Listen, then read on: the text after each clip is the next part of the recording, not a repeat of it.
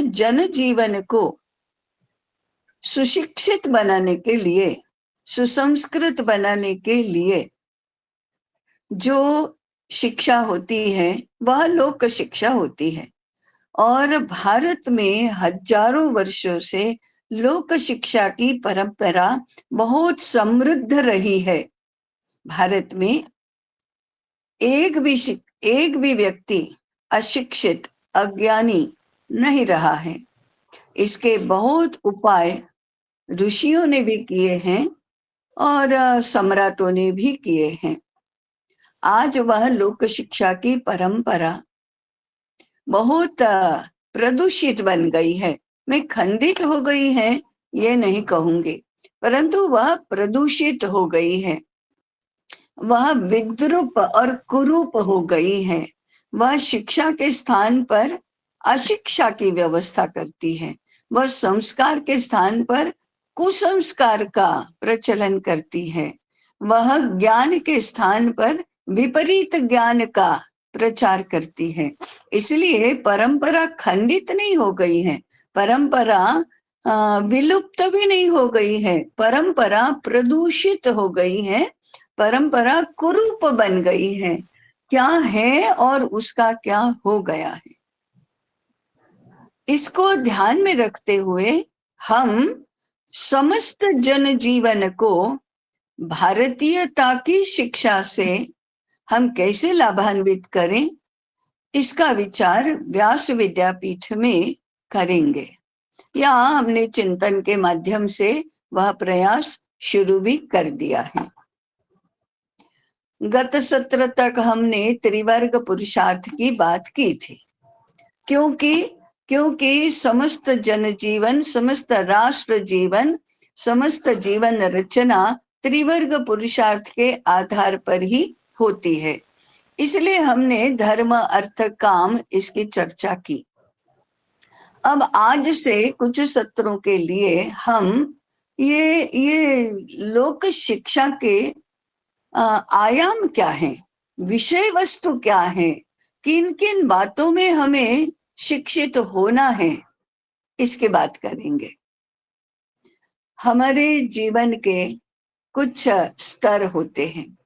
एक होता है व्यक्तिगत स्तर, मेरा अपना जीवन, मेरा सुख, मेरा बुद्धि विकास, मेरा जीवन विकास, मेरी तरक्की, ये मेरा लाभ, ये मैं व्यक्ति के रूप में जब केंद्र बनता है, तब हम जिस शिक्षा का विचार करते हैं, जिस जीवन का विचार करते हैं, वह व्यक्ति स्तर है, व्यक्ति का स्तर है, व्यक्तिगत जीवन विकास। उदाहरण के लिए मेरा स्वास्थ्य ठीक रहना चाहिए, मैं सुंदर आकृति की धारक बननी चाहिए, मुझे बहुत शिक्षा प्राप्त करनी है, मुझे बहुत पैसा कमाना है, मुझे समाज में बहुत यश और प्रतिष्ठा कमाना है, मुझे आराम से रहना है।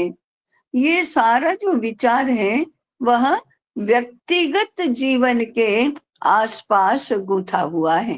तो ये तो व्यक्तिगत जीवन है। दूसरा हमारा होता है कौटुंबिक जीवन, माने हम सब साथ मिलकर एक कुटुंब में रहते हैं। तो मैं माता हूँ, पिता हूँ, पुत्री हूँ, पुत्र हूँ, पुत्रवधू हूँ, सास हूँ, ससुर हूँ, पितामह हूँ, पितामही हूँ, पौत्र हूँ, पौत्री हूँ, भाई हूँ, बहन हूँ। ये हमारी पारिवारिक पहचान है। ऐसे ही हमारी सामाजिक पहचान होती है। मैं बनिया हूँ, मैं उद्योजक हूँ, मैं कॉर्पोरेट सेक्टर का मालिक हूँ, मैं मंत्री हूँ, मैं जनप्रतिनिधि हूँ, मैं कृषक हूँ, मैं लोहार हूँ, सुतार हूँ, मैं शिक्षक हूँ। ये सब हमारा सामाजिक परिचय का आयाम है। और उसमें भी मुझे बहुत तरक्की चाहिए, तो सामाजिक जीवन का संदर्भ लेकर भी मैं व्यक्तिगत जीवन में तरक्की चाहती हूँ। तो ये समाज और व्यक्ति दोनों मिलकर हम हमारे जीवन का विचार कर रहे हैं। तो एक होता है सामाजिक जीवन, माने एक होता है व्यक्तिगत जीवन, एक होता है कौटुंबिक जीवन, एक होता है सामाजिक जीवन, और एक राष्ट्रीय जीवन होता है। मैं भारतीय हूँ, भारत मेरा देश है, भारतीय होने का मुझे गर्व और गौरव है। मैं भारतीय बनकर पूरे विश्व में जाऊंगी। ये भारत देश कैसा है? तो ये राष्ट्रीय जीवन हुआ, व्यक्तिगत, कौटुंबिक, सामाजिक, राष्ट्रीय, ऐसे 4 आयामों के संदर्भ में हम बात करेंगे। तो आज हम राष्ट्रीय जीवन की बात करेंगे और राष्ट्रीय जीवन के संदर्भ में हमारा जन समाज, जिसमें हमारा भी कभी समावेश होता ही है, ऐसा न समझे कि मैं मेरे को छोड़कर बाकी सभी की ही ये बात हो रही है, परंतु राष्ट्रीय जनजीवन की अशिक्षा और कुशिक्षा के उदाहरण हमें सार्वत्रिक रूप में मिलेंगे। हम एक के बाद एक कुछ उदाहरणों से ही विषय को समझेंगे। हमारे खूब शिक्षित, खूब धनवान, खूब प्रतिष्ठित लोगों को भगवत गीता क्या है पता नहीं है। भगवत गीता में भगवान क्या कहते हैं पता नहीं है। भगवत गीता का हमारे बौद्धिक, सांस्कृतिक, व्यावहारिक जीवन में कितना महत्व है पता ही नहीं है। आजकल बहुत सारा गीता के विषय में काम चल रहा है। अनेक संगठन, अनेक संस्थाएं गीता पाठ के वर्ग चलाते हैं, अभियान चलाते हैं। गीता पाठ 1% लोगों को आता होगा, भगवत गीता से वे परिचित होंगे, परंतु वह गीता पाठ है, वह गीतार्थ चिंतन नहीं है। 2 बातें होती है, एक पाठ करना, माने कुछ लोग ऐसे हैं जिनको गीता के 700 श्लोक कंठस्थ हैं, बहुत अच्छे स्वर में, बहुत शुद्ध उच्चारण में वे गा सकते हैं, परंतु गीता में कहा क्या है ये नहीं मालूम। जीवन भर गीता पाठ करेंगे, लेकिन गीता में श्री भगवान कहते क्या है नहीं मालूम। ज्ञान विज्ञान योग ऐसा एक अध्याय है, परंतु विज्ञान के बारे में भगवान क्या कहते हैं नहीं मालूम। सूक्ष्म शरीर, स्थूल शरीर, इसके बारे में कहा है, क्या क्या कहते हैं, क्या है वह नहीं मालूम। तो गीता का जीवन में, व्यक्तिगत जीवन से लेकर राष्ट्र जीवन में उपयोग क्या है, महत्व क्या है, ये तो किसी को नहीं मालूम। अब ये अक्षम्य है। कितना ही पढ़ा लिखा व्यक्ति हो, कितना ही धनवान हो, कितना ही समर्थ हो, कितना ही प्रतिष्ठित हो, उसे यदि गीता पता नहीं है, गीता नहीं मालूम है, तो वह भारतीय नहीं है, वह राष्ट्रीय नहीं है। इस बात को हमने समझा ही नहीं। कितने वर्ष हो गए, स्वाधीन होने के बाद भी कितने वर्ष हो गए गीता को सांप्रदायिक कहकर, गीता को धर्म ग्रंथ कहकर, और वह तो हिंदुओं का ग्रंथ है ऐसा कहकर शिक्षा में उसको स्थान नहीं मिला, घरों में इसको स्थान नहीं मिला, कार्यालयों में इसको स्थान नहीं मिला, संसद में इसको स्थान नहीं मिला, कारखानों में इसको स्थान नहीं मिला। ये समस्त जन जीवन से वह अलग रहा। आधार तो बनने की बात ही और है, परंतु परिचय भी नहीं।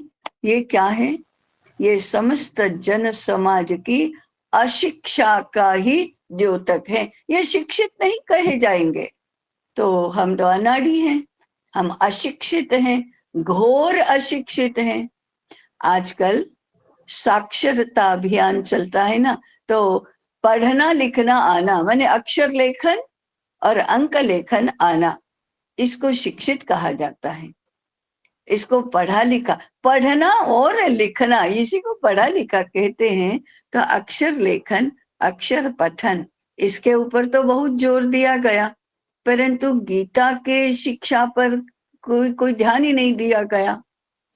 तो इसके बारे में main stream education, main stream national life, माने राष्ट्र जीवन की मुख्य धारा, राष्ट्र शिक्षा की मुख्य धारा, इसमें गीता को स्थान नहीं है। ये बदलना चाहिए। तो राष्ट्रीय शिक्षा का ये समस्त जन जीवन के साथ जो संदर्भ है, उसका एक बहुत बड़ा अभाव है ये। अब गीता नहीं मालूम तो गीता एक प्रतिनिधि के रूप में कही जाएगी। रामायण, महाभारत, भागवत पुराण, हमारे उपनिषद, वेद, जो भारतीय ज्ञान के स्रोत ग्रंथ हैं, मूल ग्रंथ हैं, समस्त भारत के ज्ञान क्षेत्र की चिंता करने वाले और समस्त भारत का जन समाज कैसे शिक्षित होगा, कैसे ज्ञानवान होगा, इसकी व्यवस्था करने वाले ज्ञान ग्रंथ जो हैं, शास्त्र ग्रंथ हैं, पुराण हैं, इनका कोई कहीं पर भी परिचय ही नहीं है, कहीं पर भी उसे स्थान नहीं है। ये राष्ट्रीय शिक्षा के अभाव का द्योतक है। तो ये सबको मालूम होने चाहिए। लोक शिक्षा की चिंता करना, इसका अर्थ है कि ये सब जन जीवन में ओतप्रोत बनने चाहिए। महर्षि वेद व्यास जी ने पुराणों की रचना इसीलिए की है। सारे के सारे वेद ग्रंथ पढ़ने के लिए नहीं जाएंगे, सारे के सारे उपनिषद, दर्शन, सूत्र ग्रंथ ये पढ़ने के लिए नहीं जाएंगे, परंतु पुराण और पुराणों के ऊपर आधारित हमारी जन जीवन की शिक्षा, जन जीवन की सांस्कृतिक शिक्षा, जन जीवन की व्यावहारिक शिक्षा, जन जीवन की राष्ट्रीय शिक्षा की जो व्यवस्था है, उसी के प्रणेता के रूप में भगवान वेद व्यास का नाम लिया जाएगा। इसलिए तो हम व्यास विद्यापीठ की बात करते हैं। तो ये जो सारी बातें हैं, हम स्वयं इससे कितने अनभिज्ञ हैं, माने कितने शिक्षित लोग हैं, उच्च विद्या विभूषित, जिन्होंने वाल्मीकि रामायण नहीं पढ़ी है, रामचरितमानस नहीं पढ़ी है, महाभारत ग्रंथ नहीं पढ़ा है, भागवत पुराण, विष्णु पुराण, शिव पुराण आदि ग्रंथ नहीं पढ़े हैं, एकादश उपनिषद पता ही नहीं है, भारत का इतिहास पता ही नहीं है। ये ज्ञान स्रोत ग्रंथों के बारे में जानना ये विषय नहीं है। इनको समस्त जन जीवन में ओतप्रोत बनाना, व्यवहार उसके आधार पर खड़ा होना, व्यवस्था इसके आधार पर खड़ी होना, हमारी शैली, जीवन शैली उसके आधार पर विकसित होना, ये हो रहा था। ये परंपरा अब दूषित हो गई। अभी भी जनजीवन को प्रभावित करने वाले बहुत सारे माध्यम तो हैं। एक फिल्म देखते हैं और सारा यूथ और सारा समाज उसके पीछे चला जाता है, सीरियल्स आती हैं और कुटुंब जीवन ध्वस्त हो जाता है। हमारे यहाँ भी लोक शिक्षा के माध्यम थे। जब टीवी सीरियल्स नहीं थी तो रामलीला गांव गांव में होती थी, तीर्थ यात्राएं गांव गांव में होती थी, उत्सव गणेश चतुर्थी हर गांव में होता था, हर घर में होता था, होली, दिवाली, मकर संक्रांति, नवरात्रि, दुर्गा पूजा, सारा जीवन में वह जो ओतप्रोत था, उसकी शिक्षा, उसका प्रचलन, जैसे जैसे यूनिवर्सिटी एजुकेशन बढ़ता जाता है, जैसे जैसे कॉर्पोरेट सेक्टर अधिक अधिक व्यापक होता जाता है, जैसे जैसे साइंस विकसित होता जाता है और हम तथाकथित अपने आप को साइंटिफिक टेम्परामेंट वाले कहते हैं, तो ये सब हमारी श्रद्धा के विषय भी नहीं रहते, हमारे परिचय के विषय भी नहीं रहते। तो ये क्या है? ये राष्ट्रीय कुशिक्षा अथवा शिक्षा की व्यवस्था का अभाव, इसका द्योतक है। व्यास विद्यापीठ को इसकी चिंता करनी होगी, तभी हमारा समाज ज्ञानवान होगा। इसके बिना ज्ञानवान नहीं हो सकता। विद्यालय में नहीं गए, क ख ग घ लिखना नहीं आया तो भी चलेगा, लेकिन ये सारी बातें हमको पता ही नहीं है। राम चरित्र पता नहीं है, कृष्ण चरित्र पता नहीं है, ध्रुव, प्रहलाद, नचिकेता, भृगु, याज्ञवल्क्य, वशिष्ठ, विश्वामित्र, अगस्त्य, लोपामुद्रा, गार्गी, मैत्रेयी, इन सब का कोई पता ही नहीं है। ये कैसे भारतवासी है? तो ये तो एक विभाग हुआ।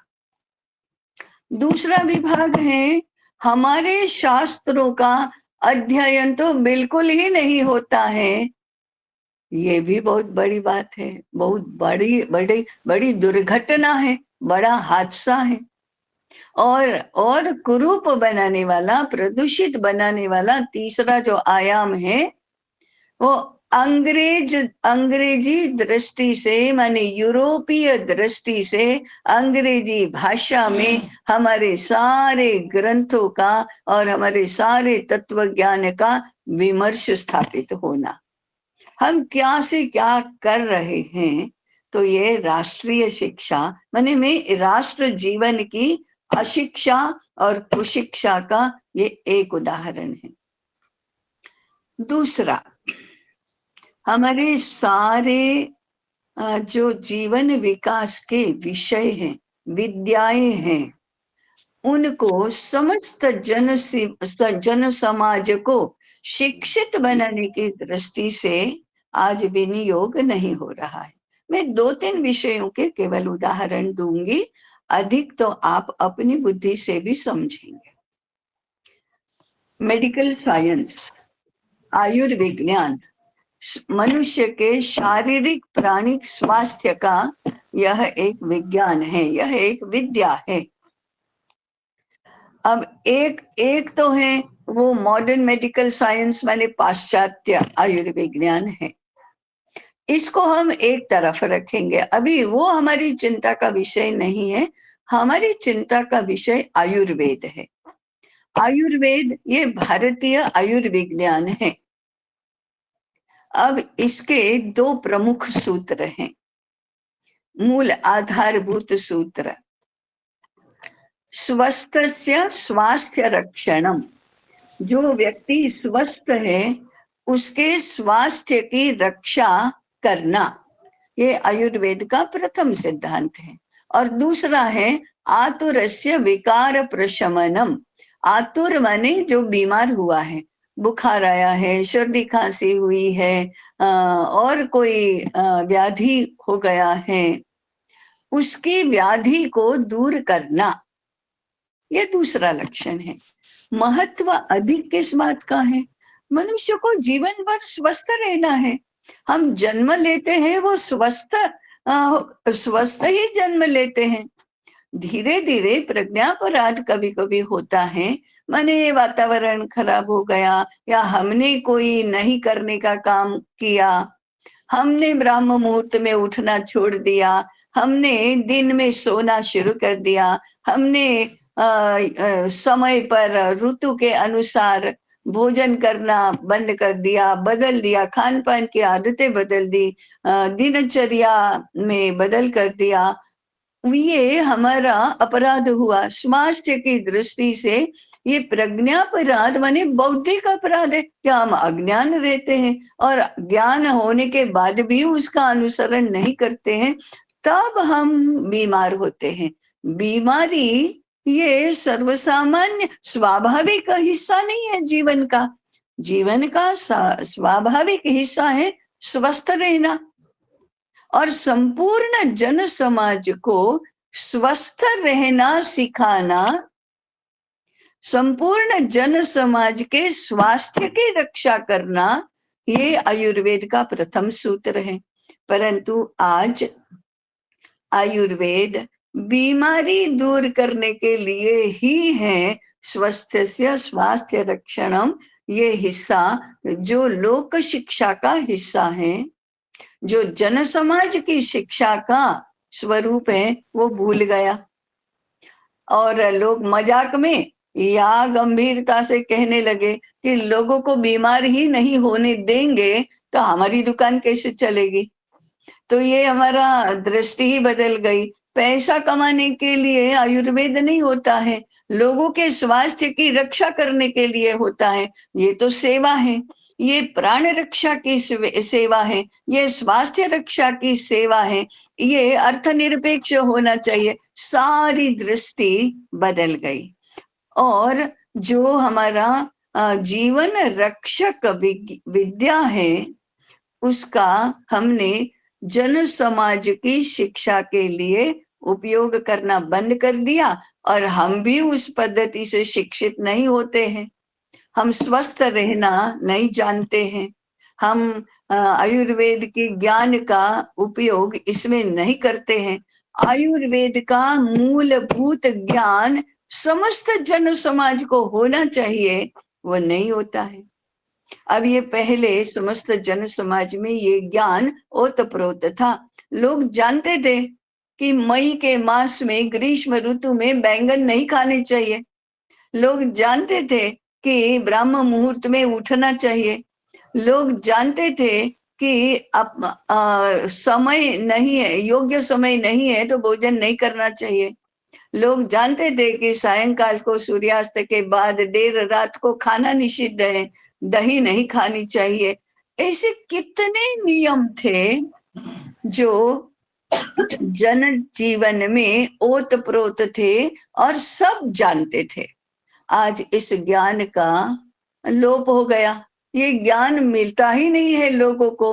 तो लोक शिक्षा की स्वास्थ्य की दृष्टि से कोई चिंता नहीं की जाती है।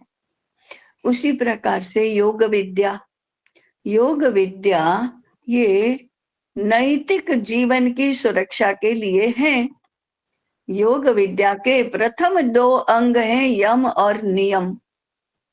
अहिंसा, सत्य, अस्तेय, ब्रह्मचर्य, ईश्वर प्रणिधान, ये 5 यम हैं जो समाज के साथ हमारा जो संबंध है उसके नियामक तत्व हैं। अहिंसा, सत्य, अस्तेय, ब्रह्मचर्य, अपरिग्रह, ये 5 यम हैं। और शौच, संतोष, तपः, स्वाध्याय, ईश्वर प्रणिधान, ये नियम हैं।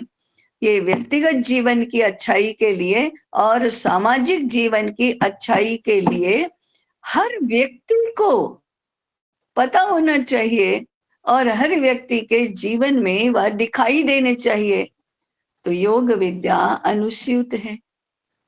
चलने की, बैठने की, खड़े होने की, सोने की, खाने की जो आदतें हैं वो लोग को क्या पता है। खड़ा कैसे होना चाहिए, बैठना कैसे चाहिए, समम काय शिरो ग्रीवम, पूरी पीठ सीधी रहे ऐसे बैठो। अब ये सबको आना चाहिए। ये शिक्षित अशिक्षित का क्या अंतर है उसमें। खड़े खड़े नहीं खाना चाहिए, ये सबको पता होना चाहिए। ऐसा कैसे होगा कि कॉर्पोरेट सेक्टर में गए तो आप सूट बूट पहनकर खड़े खड़े भी खाओ। इतने इतने अशिक्षित कैसे हो गए। और आप गंवार हैं, गांव के वासी हैं, तो नीचे बैठकर खाओ। ये क्या कितनी उल्टी बात हुई। इसलिए मैं इसको अशिक्षा नहीं, विपरीत शिक्षा कहती हूँ कि पता ही नहीं है सीधा बैठना क्या होता है, सीधा बोलना क्या होता है, अहिंसा, सत्य, अस्तेय आदि सब क्या होता है, या शौच, संतोष, तपः, स्वाध्याय। हमारे जीवन में तप का क्या स्थान है, हमारे जीवन में स्वच्छता का क्या स्थान है, हमारे जीवन में स्वाध्याय का क्या स्थान है। परीक्षा नहीं है तो कौन पढ़ता है। हमारे बच्चों को कहाँ इसकी कोई पड़ी है कि नहीं नहीं मजा आता है इसलिए अर्थशास्त्र पढ़ो। मजा आता है इसलिए आयुर्वेद पढ़ो, योग पढ़ो, नहीं पता ही नहीं कुछ भी। कंपटीशन में, योग के कंपटीशन में भाग लो। इसी प्रकार से संगीत विद्या, नहीं, संगीत के कंपटीशन में ही भाग लेना, परंतु हमारे व्यक्तित्व के विकास में संगीत का कितना महत्व है, इसको ध्यान में रखकर लोक संगीत, लोक नाट्य, लोक नृत्य, लोक कविता, लोक साहित्य, इसका कितना अधिक विस्तार से प्रचार हुआ था, और ये सब एक्टिव विद्याएं थी। आज लोकगीत भी टीवी शो का दायरा जो होता है, मंचीय कार्यक्रम का हिस्सा बन गया। लोक नृत्य ये मंचीय कार्यक्रम कैसे होगा? वो तो निःशुल्क गांव के लोग, सारा कारीगर वर्ग, सारा श्रमिक वर्ग अपना आनंद व्यक्त करने के लिए, जीवन की समझ जिसमें है, ऐसे कविताओं को, ऐसे नाटकों को जो स्वयं अभिनय करके जिंदा रखता था, ऐसा लोक साहित्य नहीं रहा। हमने उसको भी कंपटीशन का भाग बना लिया, हमने उसको भी पैसा कमाने का हिस्सा बना लिया। ये क्या बात है? तो संगीत का, साहित्य का कोई स्थान नहीं रहा। हमने समाज को इस कर दिया। तो ये विद्याएं, कलाएं, साहित्य आदि सारे लोक शिक्षा के जो आयाम हैं, जीवन विकास के जो साधन हैं, वे सारे के सारे विकृत हो गए, और उनका उपयोग ही बहुत गलत ढंग से होने लगा। अब किसी को स्वयं अभिनय करने की कोई वृत्ति प्रवृत्ति नहीं, स्वयं गाने की, स्वयं ठीक से माने यम नियम की, स्वयं से स्वास्थ्य रक्षा की कोई चिंता नहीं, कोई ज्ञान नहीं, और कोई व्यवस्था नहीं। ऐसा हमने लोक को शिक्षा से विमुख कर दिया है। हमें भारत के बारे में कुछ भी पता नहीं है। ये हम कैसे भारतीय हैं कि अपने देश के बारे में कुछ जानते ही नहीं हैं। भारत विश्व में सबसे अधिक आयु वाला देश है, नहीं पता। भारत के ऋषि, योद्धा, कारीगर, कलाकार, ज्ञानी लोग, व्यापारी, ये सारे के सारे पूरे विश्व भर में गए थे। वहां के लोगों को कला, संस्कार, संस्कृति, ज्ञान, व्यापार, अनेक विद्याएं सिखाई, जीवन जीना सिखाया। ये भारत ने विश्व भर में जाकर किया। नहीं पता, कुछ भी पता नहीं है। 18वीं शताब्दी तक विश्व व्यापार में भारत का योगदान 33% था। पता ही नहीं है, कुछ भी पता नहीं, पढ़ी भी नहीं है, कोई पता नहीं, कोई चिंता नहीं, कोई परवाह नहीं। क्यों करना? इससे थोड़ा नौकरी मिलती है, इससे थोड़े प्रमोशन मिलता है, इससे थोड़ा पैसा मिलता है। गौरव क्या होता है, राष्ट्र का गौरव क्या होता है, कुछ पता नहीं। ग्रीष्म ऋतु में सूट बूट पहनने में क्या स्वारस्य है, जरा भी बुद्धिपूर्वक विचार करना नहीं। इतने हीनता बोध से ग्रस्त हो गए, क्योंकि आत्मविस्मृति, ये हम अपने बारे में कुछ जानते ही नहीं है, भूल गए। मैंने 1000 वर्ष पूर्व के गुजरात के इतिहास को उपन्यासों में पढ़ा है। एक उदाहरण उसमें से मैं दूंगी। उस समय ये जो पाटन है, वो सोलंकी राजवियों की राजधानी होती थी। उस पाटन में कई श्रेष्ठी माने व्यापारी, जिनका व्यापार देश विदेश में चलता था, ऐसे व्यापारी के दो वर्ग होते थे। एक वर्ग ऐसा था जिनके महालयों पर ध्वजा फड़कती थी। ये ध्वजा किस बात का संकेत थी? इस बात का कि इस व्यापारी का वार्षिक टर्नओवर 1 कोटि सुवर्ण मुद्राओं का है। आप कल्पना करिए, 1000 वर्ष के बाद 1 कोटि सुवर्ण मुद्राएं कितने अरब में रूपांतरित होंगे। दूसरा ऐसा वर्ग था, ऐसे श्रेष्ठी थे जिनके दरवाजे पर रोज प्रातः काल में नौबत बजती थी, माने नगाड़े बजते थे। वो किस बात का संकेत है? उस बात का कि इस व्यापारी का वार्षिक टर्नओवर 56 कोटि सुवर्ण मुद्राओं का है। इस समृद्धि की कल्पना आज अडानी, अंबानी, टाटा, बिरला आदि कितनी मात्रा में करेंगे और कैसे करेंगे? वह भी विदेश व्यापार था। विदेश व्यापार होता कैसे था? ट्रांसपोर्ट के क्या साधन थे? हवाई जहाज तो नहीं था, समुद्री जहाज था। समुद्री जहाज बनते थे भारत में। श्रेष्ठ समुद्री जहाज विश्व भर में भारत में बनते थे। और उस समय जैसे आज ओलंपिक्स होती हैं, उस समय ओलंपिक्स, मैं 19वीं शताब्दी की बात कर रही हूँ, 18वीं शताब्दी की बात कर रही हूँ। समुद्री जहाजों का ओलंपिक होता था।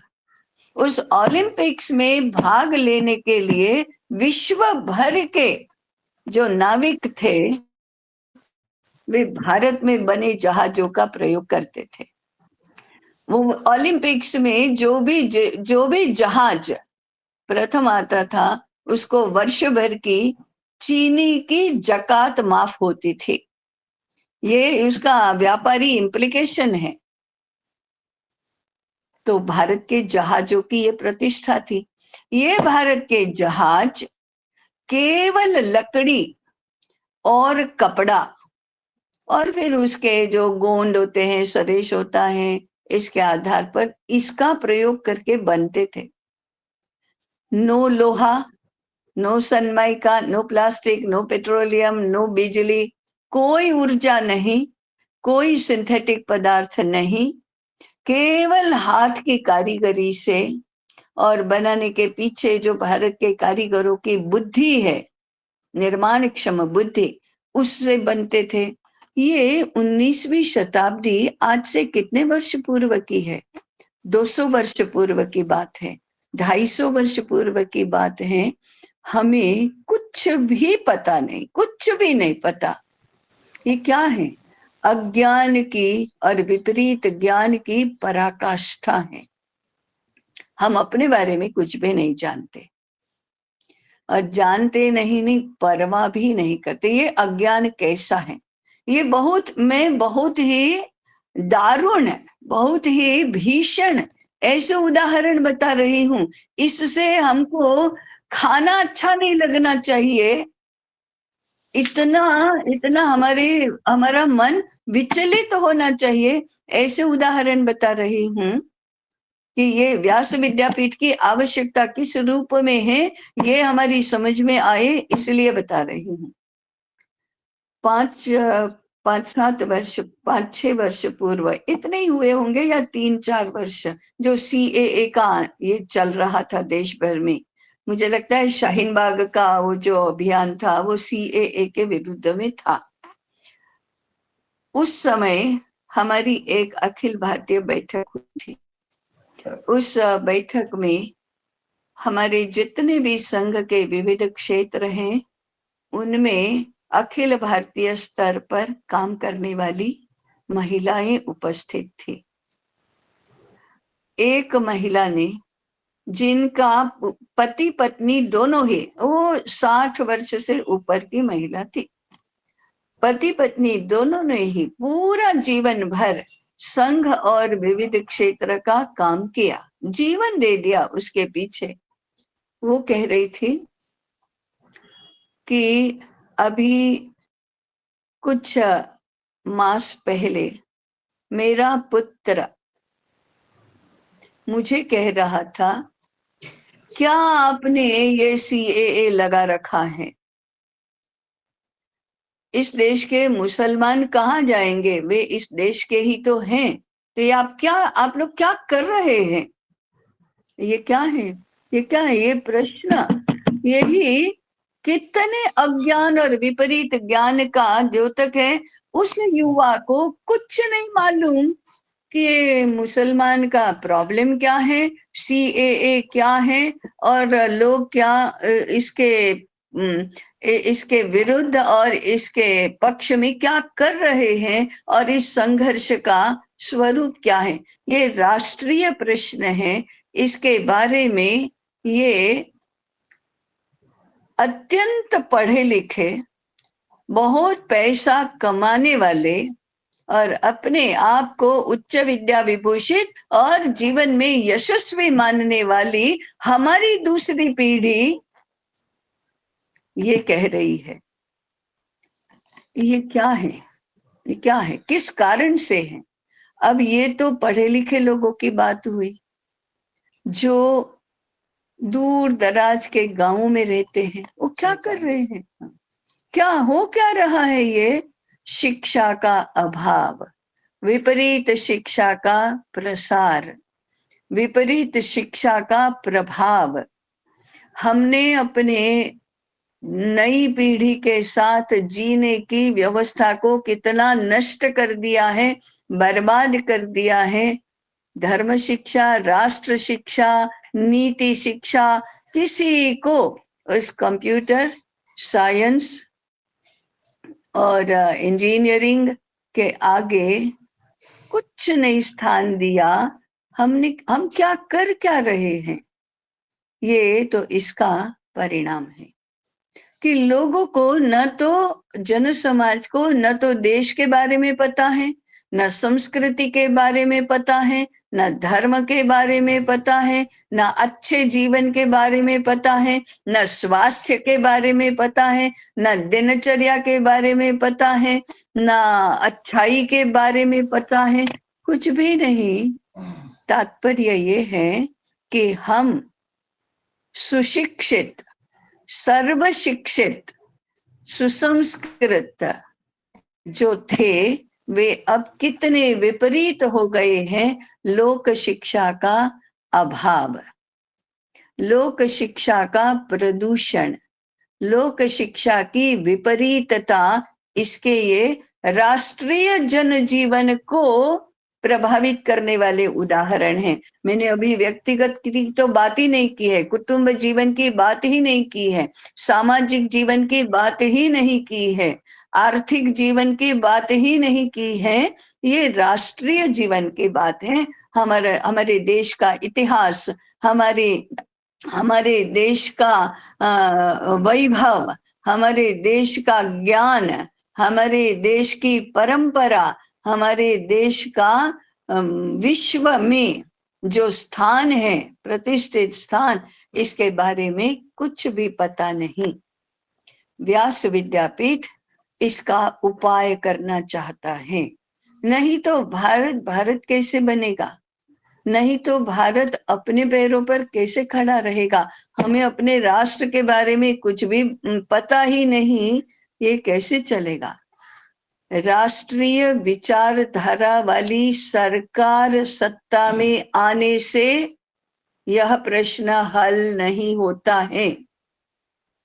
यह प्रश्न हम विद्यापीठों में शिक्षा के माध्यम से कुछ प्रयास करेंगे तभी होगा। सरकार का यह काम नहीं है। अगर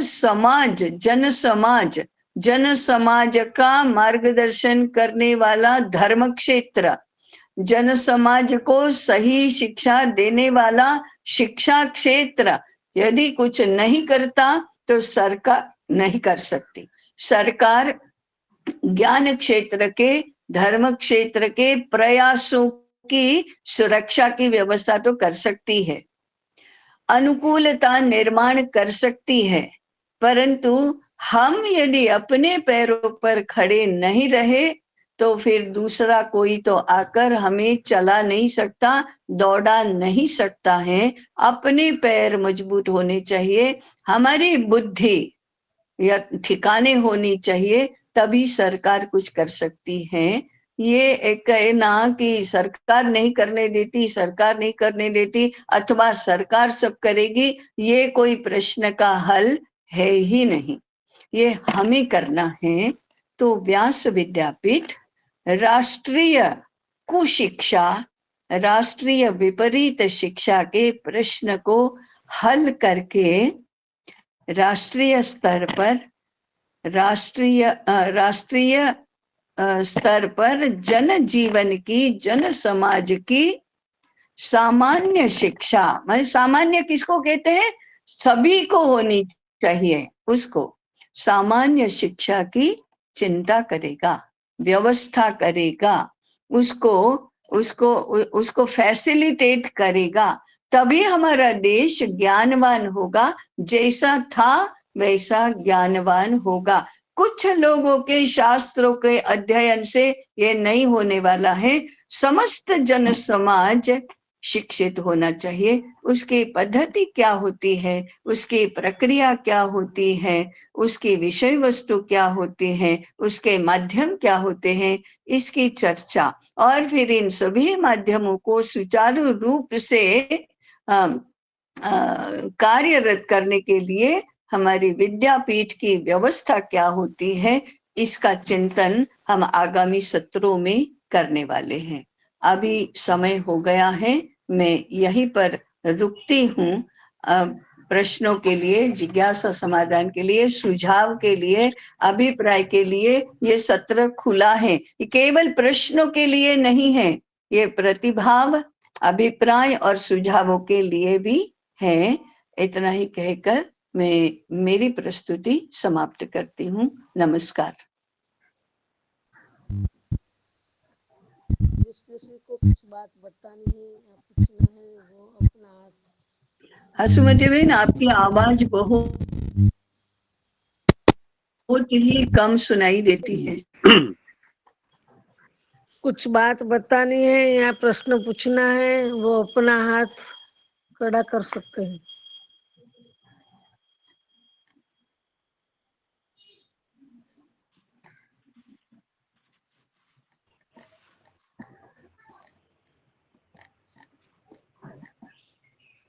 प्रश्न नहीं पूछना है, लेकिन कुछ सुझाव है तो भी बता सकते हैं।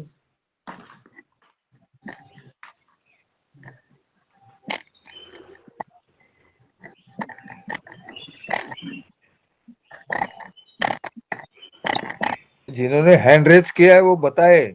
प्रणाम, मैं प्रतिमा बैंक।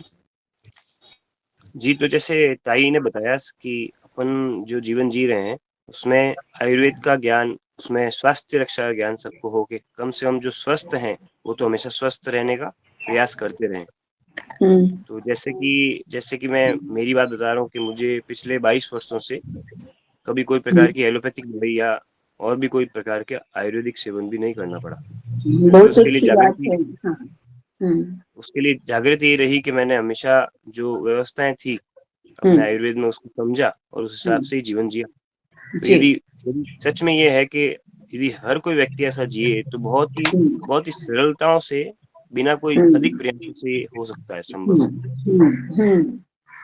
तो क्या अपन जैसे आज ऐसे कोई उदाहरण समाज में है कि हम लोग बिना दवाई के जी रहे हैं, बिना कोई चिकित्सा के जी रहे हैं, तो उन उदाहरणों को वापस समाज में लाने के लिए क्या रास्ते हैं? क्या हम व्यास विद्यापीठ के माध्यम से हम क्या ऐसे उदाहरणों के थ्रू धीरे धीरे समाज में, राष्ट्र में ऐसे फैलाएं कि हाँ, बिना दवाई के भी जीवन जिया जा सकता है? हाँ, कर सकते हैं। ये करने का दायित्व आयुर्वेदाचार्यों का है और धर्माचार्यों का है और शिक्षकों का है कि इन्होंने जन समाज का प्रबोधन इस प्रकार से करना चाहिए। स्वस्थ रहो, स्वस्थ नहीं रहना यही अपराध है, जीवन के प्रति अपराध है। आयुर्वेद में तो उसको प्रज्ञापराध कहा ही गया है। तो ये प्रचारित करना, प्रेरित करना, लोगों को प्रबोधन करना, ये इन शास्त्रों को जानने वालों का प्रथम कर्तव्य है। तो हम आयुर्वेदाचार्यों को निवेदन कर सकते हैं और उनको आग्रह कर सकते हैं कि आप अपनी विद्या को लोक कल्याण में, लोक शिक्षा में लगाएं। तो क्या व्यास विद्यापीठ के माध्यम से जो बंधु या भगिनी हमेशा से इन कार्यों में एक स्वतः सरलता से ही लगे हैं और उनका शरीर या उनके जो आचरण है वो एकदम इस तरह ही है कि उन्हें अधिक प्रयास नहीं करने पड़ते, तो क्या ऐसी कोई व्यवस्थाएं हैं कि व्यास विद्यापीठ में अध्ययन के लिए व्यास विद्यापीठ में सहयोग करें?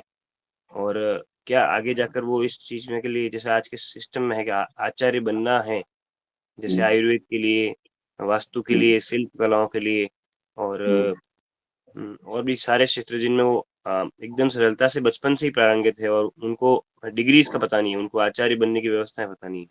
तो जब ऐसे आचार्य बनने की व्यवस्थाओं में जब उनको पता लगेगा कि आचार्य बनना अत्यधिक आवश्यक है लोगों में आजकल आगे जाके बात करने के लिए, तो क्या ऐसी कोई व्यवस्थाएं व्यास विद्यापीठ में है? अभी नहीं है, होंगी।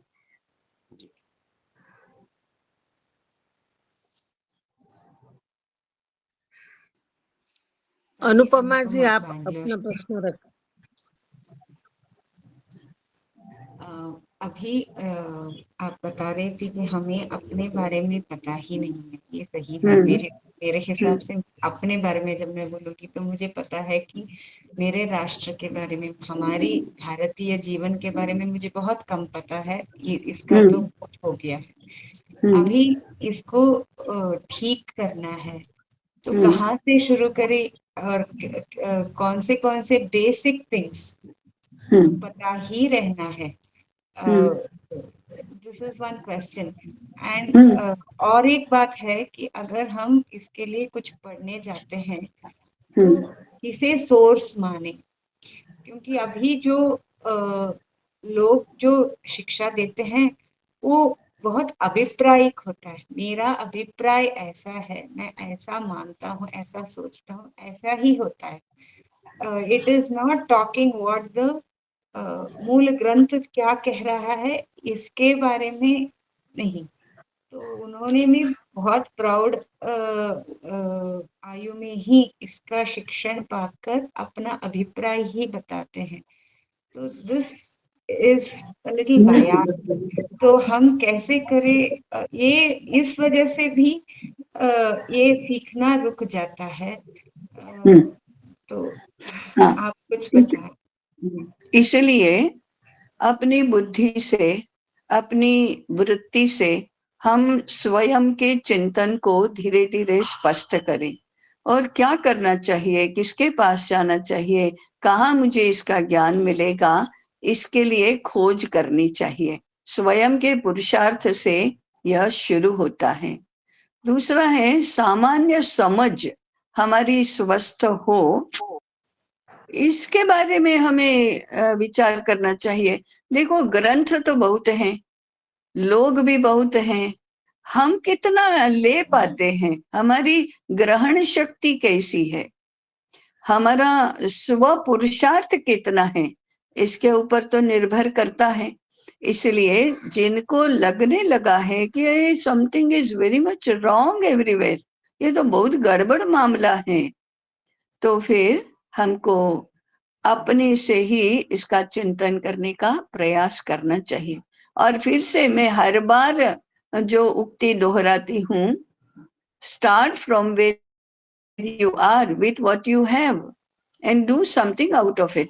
कुछ करो, अपने को जो ठीक लगता है वहां से शुरू करो, उसको मजबूत बनाओ, उसको प्रभावी बनाओ और आगे बढ़ते जाओ। धीरे धीरे हमको ऐसे लोग मिलते जाएंगे जो इस दिशा में बहुत काम कर रहे हैं, जो बहुत सेवा भी कर रहे हैं। आज आयुर्वेद के क्षेत्र में भी ऐसे बहुत लोग हैं, धर्म क्षेत्र में भी हैं और व्यवहार क्षेत्र में भी हैं, व्यापार क्षेत्र में भी हैं। तो हम मूल बातों को विचार में लाना शुरू करेंगे और आगे कैसे बढ़ा जाएगा इसका चिंतन विकसित करेंगे तो ये होगा। सामान्य रूप से हमारा जो बौद्धिक जगत है या हम लोग हमारे लोगों का जो ऐसा जो बुद्धि के क्षेत्र में भी मिडिल क्लास कहा जाएगा, ऐसे लोग हैं, उनका नकारात्मक चिंतन ये बहुत प्रबल रहता है। जो है वो दिखाई नहीं देना और जो नहीं है उसके बारे में दुखी होते रहना, शोकग्रस्त होते रहना, शिकायती होना, ये राष्ट्र जीवन का स्वभाव बन गया है। मैं आपकी या मेरी बात नहीं कह रही हूँ, सर्वसामान्य अगर आप देखेंगे ना, आज किसी को कुछ करना नहीं, कितना पोल्यूशन बढ़ गया है, कोई बाजी नहीं आता ऐसा करने से, कोई कहा किसी को सही बात बताता ही नहीं है। नहीं नहीं नहीं नहीं नहीं, ये हम अगर 20 वाक्य बोलेंगे ना ऐसे किसी भी विषय पर, तो नहीं वाले कितने होते हैं, और दूसरा होता है चाहिए वाले कितने होते हैं और है वाले कितने होते हैं, जरा हमको अध्ययन करना चाहिए। तो सकारात्मक शुरू होगा चिंतन तो बहुत सारे रास्ते मिलेंगे। जी भाई। जी ताई, क्या कम्युनिटी लिविंग एक माध्यम है? क्या कम्युनिटी लिविंग आजकल एक शब्द आया है कि कम्युनिटी नहीं लिविंग? आया है, मेरे डिस्कोर्स में नहीं आया है कम्युनिटी लिविंग। तो ये क्या, इस पे अभी जैसे मैं गया था 4 दिन का एक वर्ग था भोपाल में ये वर्ग था जो एक व्यक्तिगत स्तर पे आयोजित किया गया था। एक भोपाल में जंगल है, सागोनी गांव के अंदर पहाड़ों में 300 एकड़ का जंगल है। वो इस बात पे रख रहे थे कि जो हम लोग ये सब अच्छी व्यवस्थाएं जानते हैं, भारतीय व्यवस्थाएं, उनके माध्यम से हम प्रकृति में कैसे विकास करना शुरू करें और प्रकृति को कैसे उन्नत करें, कैसे हम जंगलों का विकास करें, कैसे नदियां, कैसे वहाँ का जल, कैसे उस वहाँ के वातावरण की व्यवस्थाएं हो। तो ये सब बात वो कर रहे थे। और तो क्या ये देखो, जी हाँ देखो, जरा मूल बातों की ओर चाहिए ना, और सीधी सादी बातों की ओर चाहिए ना। हम जहाँ जीवन भर रहने वाले हैं उसके संदर्भ में बात करो ना। जंगलों की रक्षा आपको क्यों करनी है? वनवासी बनकर करो। वनों की रक्षा करनी है तो पहले आप वनवासी बनो और फिर करो। नगरवासी बनना है, नगरवासी रहना है, और फिर वन में जाकर नदियों की, पहाड़ों की, जंगलों की चिंता करना है। ये क्या बात हुई? आपको वहां रहना है क्या? जीवन भर वहां रहना है तो जाओ रहो। वो यही बात कर रहे थे। कम्युनिटी लिविंग मतलब अपने सब कुछ व्यवस्थाओं को धीरे धीरे वहां से छोड़ के वहां आके रहना है। हाँ रहो। तो आप वनवासी बनो पहले। आप नगर को छोड़ दो ना फिर, और वनवासी बनो, फिर अपने आप वन आपकी रक्षा करेगा। आपको वन की चिंता करने की आवश्यकता नहीं पड़ेगी। अभी तो हम नगरवासी रहकर नगर में सुविधाएं चाहिए, इसलिए जंगलों को काट रहे हैं। तो जरा जीवन के बारे में, राष्ट्रीय जीवन के बारे में, केवल सुविधा, केवल व्यापार, केवल सुख, केवल सामग्री, इस रूप में नहीं सोचा जाता। तो क्या आप ये कम्युनिटी लिविंग को जरा हिंदी में बोलिए, वो क्या होता है? वो ऐसा कर रहे हैं कि जैसे जिन मान लीजिए 20 या 25 परिवार है जिनके विचार मेल खाते हैं कि हमें प्रकृति मैं के समझ गई। मैं आज लोग जो कम्युनिटी लिविंग का कहते हैं वो तो मैं समझ गई। What do you mean by community living? हाँ, मैं अर्थ बता सकता हूँ, मतलब मुझे इसका हिंदी मतलब नहीं पता, अर्थ मुझे पता हिंदी में। हाँ बताओ। मतलब वो ऐसा कर रहे हैं कि जैसे 25-30 परिवार हैं जो, या 100 परिवार हैं। एक मिनट, हाँ 1 मिनट। 25-30 परिवार क्या आपके अपने कुटुंब के नहीं है? आपके पड़ोस के नहीं है? आपके कार्यक्षेत्र के नहीं है? आप जहाँ पढ़ाई कर रहे हैं वहां नहीं है? वहां करो, साथ में रहो ना। कुटुंब के साथ में रहो, पड़ोसियों के साथ में रहो। आपकी कम्युनिटी तो आपका व्यवसाय है, व्यवसाय की कम्युनिटी के साथ में रहो। तो ये जो इसको कहते हैं सामुदायिक जीवन। लेकिन सामुदायिक जीवन तो समुदाय क्या होता है? भारतीय समाज व्यवस्था के संदर्भ में हम कुछ बात नहीं करेंगे तो फिर से वही होगा कि समग्र को छोड़कर किसी एक छोटे से उसके स्पेयर पार्ट का ध्यान देकर उसकी चिंता करते रहेंगे तो समग्र से तो आप पहले बिछड़ जाएंगे। भारतीय समाज व्यवस्था क्या है, इसका विचार किए बिना हम किस कम्युनिटी की बात करते हैं? कहाँ से आई वो कम्युनिटी जो सुखी होना, जो स्वस्थ रहना चाहते हैं, जो सुखी होना चाहते हैं, जो आराम से रहना चाहते हैं? आप प्रकृति की चिंता कर रहे हैं या स्वयं की चिंता कर रहे हैं या 25-30 परिवारों की चिंता कर रहे हैं? क्या रहे हैं आप? मूल में जाकर विचार करो। तो भारतीय समाज व्यवस्था का विचार किए बिना इस प्रकार की संकल्पनाओं का विचार करने से हमारा समय और शक्ति, बुद्धि सब किसी और दिशा में जाती है और हम ठीक से मामले सुलझा नहीं सकते हैं। केवल मैं एक ही वाक्य बोलती हूँ, फिर हम इस विषय को बदलेंगे। कम्युनिटी शब्द कम्यून से आया है, कम्यून से कम्युनिज्म भी आया है, और कम्युनिज्म कोई बहुत अच्छी विचारधारा नहीं है, लोक कल्याणकारी भी नहीं है और व्यक्ति के कल्याणकारी भी नहीं है। तो जरा ये भी विचार करो कि ये कम्युनिटी लाइफ आया कहाँ से है शब्द। बस अब इसके बारे में हम नहीं आगे कहेंगे, स्वतंत्र रूप से इसकी चर्चा हो सकती है। अभी समय है तो और प्रश्न। नमस्ते ताई। नमस्ते जी। किस उम्र में यमा नियम सीखने चाहिए और क्या क्या नियमावली उनके लिए प्रैक्टिस कर सकते हैं? हाँ, जन्म से ही यम नियम तो शुरू होते हैं। जब बच्चा स्वयं कुछ नहीं कर सकता अपने लिए, तब उसके माता पिता ने करना चाहिए। क्यों? बाल अवस्था में आते खुद कुछ आदतें बनने लगती हैं, तो भोजन की थाली में जो परोसा है वो सब आनंद से खाओ, ये सिखाया जा सकता है। ये यम नियम की शिक्षा का ही हिस्सा है। पक्षियों को दाना डालो, वो यम नियम की ही शिक्षा है। स्वच्छता करो, ये यम नियम की ही शिक्षा है। वृक्षों से, पौधों से, पक्षियों से भाई बहन हैं ऐसा करके बात करो, ऐसा व्यवहार करो, ये यम नियम की शिक्षा है। सीधे बैठो, ये 10 वर्ष की आयु के बच्चे को या 15 वर्ष की आयु के छात्र को यम नियम की ही शिक्षा है। बड़ों के साथ जरा विनय से व्यवहार करो, ये यम नियम की ही शिक्षा है। आज्ञा पालन करो, पिता की आज्ञा का कठोरता पूर्वक पालन करो, ये यम नियम की ही शिक्षा है। तो जीवन के छोटी से छोटी बातों को माध्यम बनाकर इसकी शिक्षा तो दी जा सकती है, और वह छोटी आयु से माता पिता के द्वारा दी जानी चाहिए, बाद में वह विद्यालय में आएगी। समय हो गया है। शांति मंत्र।